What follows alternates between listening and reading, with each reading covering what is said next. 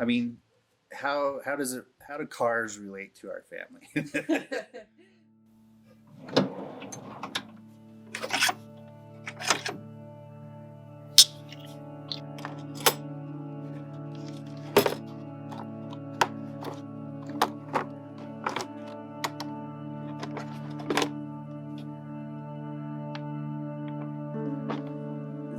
The thing is, no matter what my kids do with it, I will always kind of be known as the car guy in the family.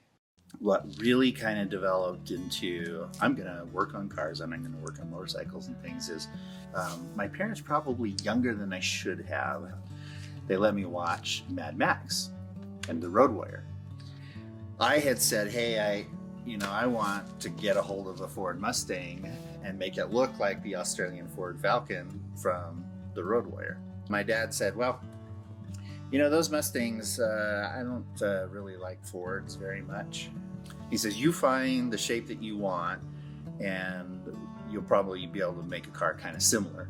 And as I was walking home from high school, I think it was my junior year, so I was probably 16.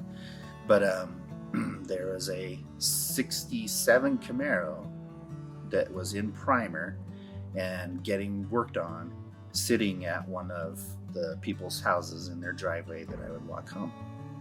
And I only really ever looked at it from the back, so I got to see the tail and the sides and stuff. And I decided that was the car for me. And we actually lucked out on that one.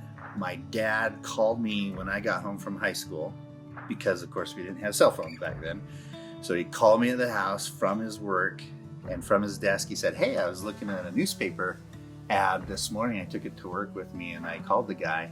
He has a 1967 Camaro that does have some damage on one of the fenders and doors, but it's only $300. I was like, $300? Oh yeah, I can pay for that.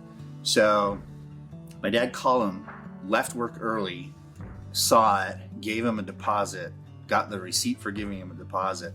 And by the time he went back to get it with the trailer that evening, the guy had already received offers over the phone for 2 or 3 times that amount, which even for late 80s, $1,000 was probably a pretty good deal, and $300 was a great deal. So I still have that first car.